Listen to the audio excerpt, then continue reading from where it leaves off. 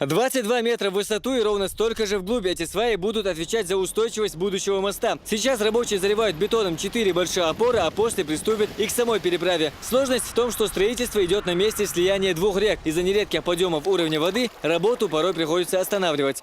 К весне мы думаем, что опор полностью поднимем где-то или на этом берегу, или на том берегу.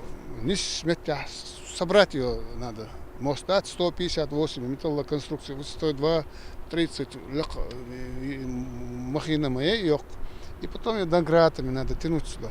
Новая переправа через реку строится на 32-м километре дороги Грозный-Итумкали. В длину мост составит 158 метров. Однако масштабные работы идут и на реконструкции прилегающей дороги, что позволит избежать крутого поворота и немного срезать путь. Старый мост на этом месте через реку Аргун в достаточно плачевном состоянии. Переправа еще до военной постройки пару раз реконструировалась, однако мост не соответствует никаким требованиям. Работа на участке стартовала только в начале года. Свой окончательный вид место приобретет только в 2017 году. А после постройки нового моста дорога на этом участке значительно опустится. Основание под будущей трассы уже проложено. Хамзат Аюбов, Хаважа Мунаев. Новости.